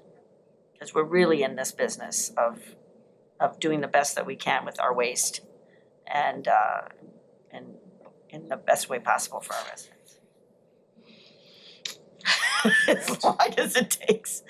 Oh my gosh. So what's the upbeat note that we're gonna end on? I know, gosh, can we switch? I know, I was like, can we switch this and now we can talk about the Environmental Service Center again? I don't know. Picture back up there. Yeah, put that picture back up of the really great. Not the winter one. Just, Oh, not the just winter how great one? Roseville. We don't have to think of winter right now. Yeah, There you go. that's a great way to, All that's a right. great way to end. It is beautiful, and Spring it's right of here in our backyard. 2025. Yes. Well, thank you all for being here. Thank you for having us. I really the appreciate updates. your I think this attention. is a great opportunity to catch up on what's going on with Ramsey County and how it connects with Roseville and the people and businesses of Roseville. So thank you again. And of And course, we'll make one more plug for Biz Recycling too. Yes. oh, yes. Yes, Oh okay. my gosh, of course, we love this business in Roseville recycling. needs to connect with Biz Recycling. Yes, thank you. Resources not used enough, yeah. I agree. Very There's a good. lot of resources There's that the aren't- upbeat note. There's a lot of resources that aren't used enough, and that is one of them as well. And I think a lot of these partnerships that we can leverage, we can just keep looking for ways to keep doing those, so. For sure. Appreciate your support. Thank you. Thank you again. Thank you all for all of your work. I'm proud to be a resident of Roseville, and I'm happy to have you be my leaders in Roseville, so thank you. Thanks. All right, we have one more business item this evening, and I had to double check to make sure the chief was here. She just doesn't know she wants to come up after. Start kind of tucking down into behind the chair. We'll try to be easier on the chief. Texted Pat, can you take this? He said no. He said no, yeah. Is to consider the approval to solicit proposals for a comprehensive evaluation of police resources and operational efficiency. And with that, I will turn it over to Chief Scheider to give us an introduction to this item and the request that goes with it. Welcome, Chief. Great. Thank you. Good evening. Not used to being quite this close, so this is a little bit out of what I'm used to, but appreciate being here tonight and just providing a little bit more background on what we're requesting. I think it's important to note from the beginning, this is not a request for just a staffing study to look at, do we need more people? It really is to look at our department holistically and figure out how can we best operate moving forward with just all the changes that have come to law enforcement, as well as some of the challenges we're facing. So I don't have a big presentation, I'm just gonna walk through kind of the why, a couple of the things I think that I wanna clarify, and then really just here to answer any questions that you have. So I'll start with just the why. I will tell you, recruitment and retention is probably the biggest challenge for any chief, for any police department across the country right now. This is not a Minnesota problem, this is not a Roseville problem. This is across the country. I just looked right before the meeting tonight, there's 140 job postings from agencies. That's not just jobs, that's postings. And so there are agencies looking for 2, 4, 10 officers. I can tell you what's coming out of the schools just does not match the need. And I think that's why everyone's realizing we might have to look at how we can do things differently. How can we rely maybe on civilian folks to do some of the administrative tasks that have now fallen on our officers? And really, I know there's a lot of work going into trying to get the pipeline improved, but we're just not seeing, and I think it's going to really be several years down the road until we see things turn around. So I will note Roseville's in a much better position than some other agencies. Just talking to chiefs, there's ones that are worried if they'll be able to continue to keep their department afloat or relying on other agencies to come in and help. And we're nowhere close to that. So I don't want this to be about a bunch of doom and gloom. I think we're doing much better than other people. So I think that the staffing allocation resource study is really looking at how do we continue to be ahead of that curve and prepare ourselves for the next, whether it's 2 years, 5 years, 10 years. I've talked a little bit in the past, just our complexities continue to be things are changing. When I started and you went on a mental health crisis call, it was probably a 10 minute call, a really short report, and that was it. We're really focused on let's de-escalate, which is what we want our officers to do, but all of that takes time. And then we want them to document a really detailed report so that we don't end up with that cycle of people just being released from the hospital because the staff doesn't have the whole background. We've certainly made some great strides with our social workers being able to respond, but that doesn't automatically free up those officers after 5 minutes. A lot of times they're on those calls together for a significant amount of time. Although in the long run, I think that's the direction we need to go. Things are just different. Another thing that we're kind of looking at is just the sheer amount of documentation our officers are doing. All of the technology is great, having body cameras and squad cameras, and people having links that they can send us more information or videos from their phone. But all of that, there's a lot of administrative time. And so are there things that we can be doing differently as an agency to free up some of that time so our officers can get back on the street, back into the neighborhoods? And one thing I'll add, I think we've done a lot of great work in Roseville, but I feel like we're still a little bit reactive, and we really want to look at a allocation and resource study that helps us be proactive at looking at how we're going to set ourselves up for success, not just this year, but 5 years from now and even 10 years from now. Really, the big thing as we're talking about this allocation study is we're trying to look at holistically at the department. I think in the past, we've kind of plugged like different holes, like, hey, let's look at investigations where really things are stretched pretty thin. We really want to do that across the entire department, and we've never done that. I don't think in my entire 27 years, we ever did a department-wide outside evaluation of our services. We've kind of looked at different pieces of it and kind of piecemealed it together. We really realized, given where law enforcement is right now and some of the challenges we're facing, this really is a time to look at the entire department, all the way from records staff to our civilian staff, and try to find more efficiencies. How can we do things better? Are there things that we can be doing differently? Financial considerations, obviously that's a big piece, right? How much is something like this going to cost? We talked to a lot of our comparable cities that are they've either done this or they're in the process of doing it, and we estimate it's probably between 80 and 90,000 is what most of these studies are coming in at. I was a little bit, when I first heard that number, that's a lot of money. The reason it's such a high cost is there's just so many things to look at. I mean, the data as far as response times, how much time officers are spending on reports. There's just a lot of data to look at, and we can't effectively do that in-house. So that is kind of the estimated cost.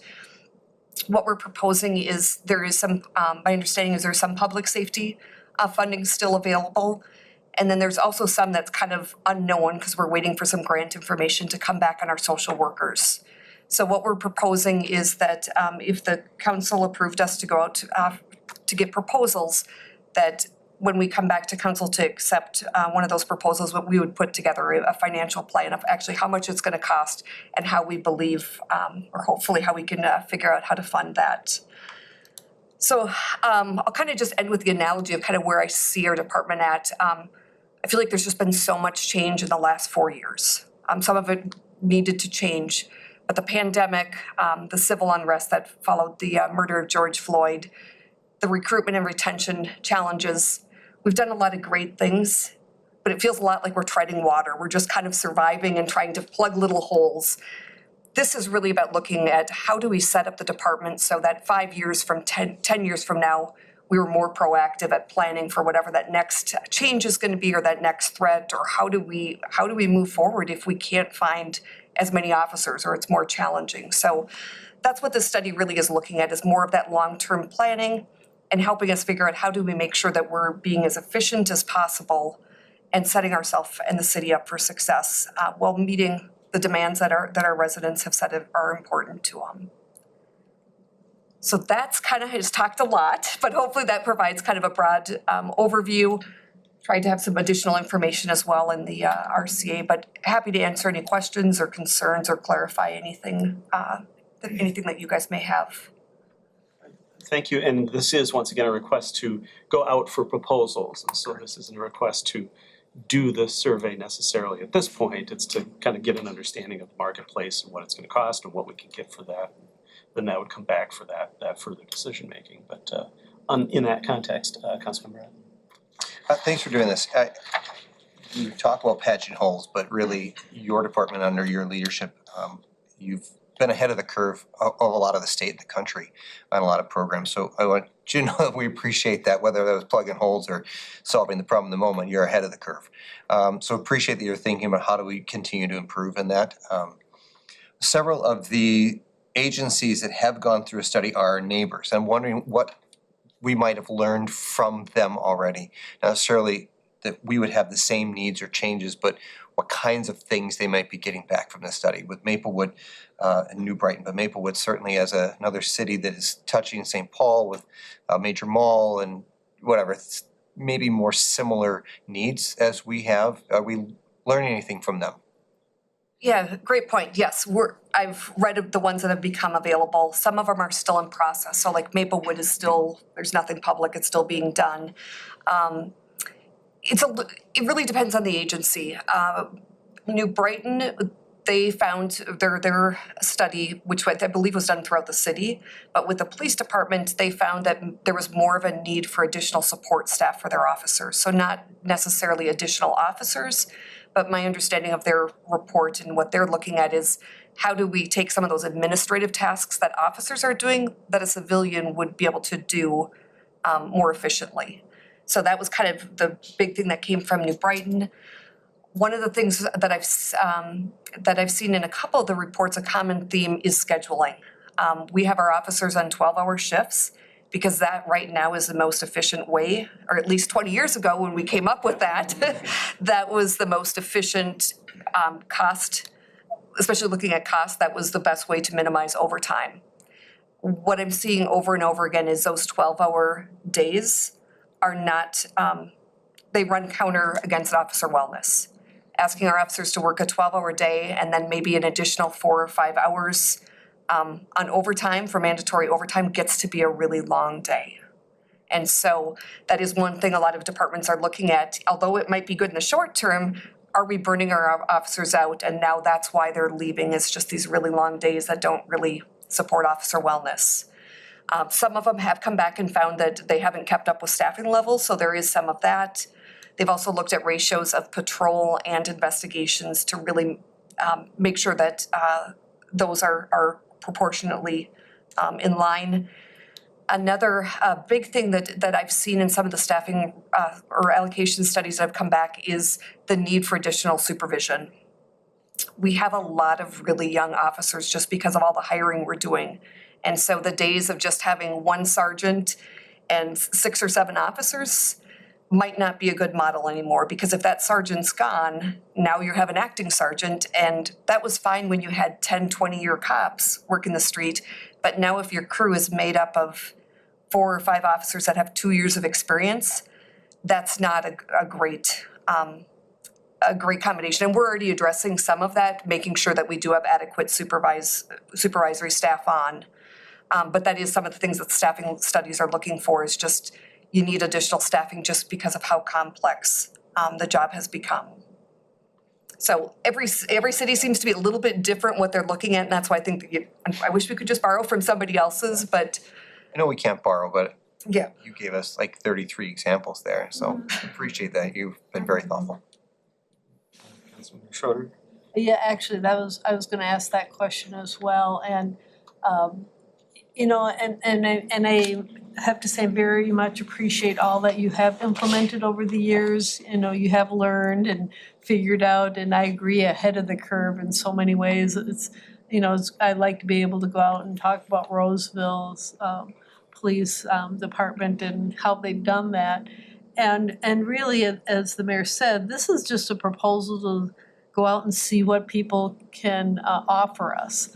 So I guess for me, I think that makes sense. Why not see what they have that might benefit us? I mean, again, we haven't said yes for sure, but I think it makes sense to find out, you know, you can learn from other organizations, but Roseville is, and we say this all the time, Roseville's unique. We have our own you know, way of things in the city as well. So I think we may have to have someone take a look at that. So I think it's a good idea. Councilmember Croft? Great presentation, great idea. Thanks for bringing it forward. I love the part about holistic, really looking at the whole picture here. I like the idea of having someone from outside coming in. When you have someone from inside doing an analysis, you have biases that are inbuilt in that person. I mean, I know they're trying to do their best, but that's the way that works. So I think bringing someone from outside is really crucial. The efficiencies, I think just having them look at the different structures, which we can change to a degree, but I know we can't change everything, but some of them could be, and maybe I don't think people go into policing to fill out reports, you know, or to do paperwork. So I think the other side of the wellness is the police the people that are police are doing what they wanted to do, going out and helping the community, going out and interacting with people, rather than sitting there trying to fill out a report in this correct way and then having it reviewed. And, you know, all that time that's spent on that could probably be done by someone who likes that kind of work. That's our goal, isn't it? So thanks for bringing it forward. It's interesting, I was at roll call before I came into the meeting tonight, and we were talking, and this technology is coming where your body camera can create an AI report that then you can just edit. And so, and that is being piloted and tested. So there are things coming, and technology is still a little bit of ways away, but we're getting closer that would free up so much time for the officers to not sit and write reports for an hour and a half, review their body camera to remember everything. And so to your point, those kind of things, that's what we just need to continue to look at. Trying to reconstruct things that were in a stressful situation in the first place. I know they're trained for it, but the body goes through stress, you know, so. Councilmember Strong? I just wanted to add to that too, as far as those long days and as well as the overtime, you know, I'm sure you see it, it's documented that those double shifts are often when the injuries occur, you know, not maybe the on-the-job injuries, but the strain and repetitive stress and stuff like that. I just wanna make sure that we're being honest and fair too, though. If we ask them to go out for, we told the fire department that we weren't going to give them the funding for the study. And I'm not saying that we wouldn't, but I wanna say if we're gonna, go and get it, and then say, oh, sorry, we don't wanna do it because we didn't do it for the fire department. So I think, you know, we have to be honest parents and make sure we're equitable to all of our children. And if we say the fire department doesn't get it and the police department might, I want to make sure we look at it. I appreciate all the things you're doing, and it absolutely doesn't reflect it all. But I'm asking us as a group to make sure that we're being honest. Don't waste your time if we don't think we're going to go ahead with something in the future. Well, I think I can address that a little bit from my perspective, because I thought about that very thing. And I think we had a you know, a fairly upfront conversation about that analysis that was being looked at in terms of the fire department. And a couple of the things that I think are different are size and complexity of that organization as compared to the police department, as well as sort of even just the scope of it. And so I was aware of that we just had but I think we talked through it with the leadership of the department and came to the conclusion that we were able to do the analysis we needed in-house. And so I see that as the difference here. And I know, Mr. Trudgeon, you wanted to add a comment. Oh, well, thank you for the question, Councilmember Strawn. It's a good question. I thought the same thing too. The request from the fire department was a little bit more narrow as well. It's just more about staffing, not a holistic look at the whole operations. And the takeaway was that we can do that internally and bring back that information. So we're still going down that path, and that'll come back to the council. So it's not like you said no to any staffing increase, it's just no to the study here. I think this is so much more complex, and I think the pressure here for the police department, they just face different things in the fire department. So at least in my mind, I think I can justify the difference on that, but it's good to bring up, talk about, make sure we're all on the same page on that. And I know Chief Brosnahan and I are working on in the background and bringing something forward here around the first of the year for staffing. I mean, it's not any, I just wanna make sure that we're being fair to you too, that we don't say, yeah, go get a study, but if we're still kind of like, but we may or may not go forward with it. But I do appreciate, and the complexity of even public opinion of police versus fire can be so very different. So there's just so many different aspects of the whole makeup of your department that need to be assessed. If there's not other comments or questions, we don't have anybody from the public to speak to this at this time. We have the request before us to go out for those proposals as outlined. Make a motion. Support that. Motion by Councilman Bratton, second by Councilmember Schroeder to authorize that request for proposal process. Discussion of the motion is the maker of the motion, Councilmember Bratton. To bring it forward. Councilmember Schroeder is the seconder. I support it as well. Any additional discussion? No. All right, hearing none, all those in favor signify by saying aye. Aye. Opposed? Passes unanimously. We look forward to getting that back then. Thank you. Thank you, Chief. Thank you, Chief. All right, that brings us to future agenda review, communications, reports, announcements. Mr. Trudgeon, I'll start with you with the future agenda review. Yes, so there's a slight difference from in the packet for our meeting next Monday. There are a couple abatements that have been taken off, 923 County Road Z2 and 2799 Merrill Street. But we will be talking after the Native American Heritage Month proclamation, cannabis regulations. This is the first of probably several conversations. It's going to be pretty in-depth. There's a lot of unknowns still even at this point as we're sorting out with the state and working through draft language. But I think we have some good starting points here, and we'll go through that, and based on that input, we'll bring it back for further consideration later in the year. We also will look to adopt the Green to Go ordinance. You've touched it a couple times, so I think it's ready to go. So we'll be ready to have that considered and adopted. And then finally, Community Development Director Gunlock will be bringing back a discussion on the shopping carts in the public rights way that was requested by Councilmember Strawn at the last meeting. So we'll be doing that. Another reminder, October 24th, we do have another strategic planning, session number 2. This is from 3 to 7 p.m. over at the Oval in the Fireside Room. On the 4th of November, we will be having a housing study check-in. This is the study with Stantec. If you remember, they were talking about a steering committee, and it was decided that the EDA could serve as that, so you have your first check-in on that. Also look to approve the meeting calendar for 2025. The regular council meeting, we have some donations to accept on behalf of the Roseville Parks and Recreation Department. Also acknowledge your accreditation, a reaccreditation award from the Accreditation of Parks and Recreation Agencies, Commission for Accreditation and Park and Recreation Agencies, Reaccreditation Award. So this is something that we've been doing for many years, and we just got the recent notice that we were awarded that again, which is great. And then I will be talking with the 25 fee schedule, the utility rates, which you had a preview on before, and then also look at the calendar for city council meetings in 2025. Lots to do. Any questions on upcoming agendas or items that council members would like to have considered, or any other announcements or communications? And I would just note on that accreditation, you probably could have used the acronym CAPRA and made your life a lot easier. So I did that at first, but I thought the mayor would call me out. What does that stand for? So I did type it all out. He knows I stumbled over it anyway, so I should have just gone with CAPRA. That's why I brought it up. With that, we don't have any other business before the council this evening. Is there a motion to adjourn? So moved. Second. Been moved by Councilmember Groff, second by Councilmember Strawn. No discussion on a motion to adjourn. All those in favor signify by saying aye. Aye. Opposed? That passes unanimously. We're adjourned at 8:03 PM. Thank you. Yay.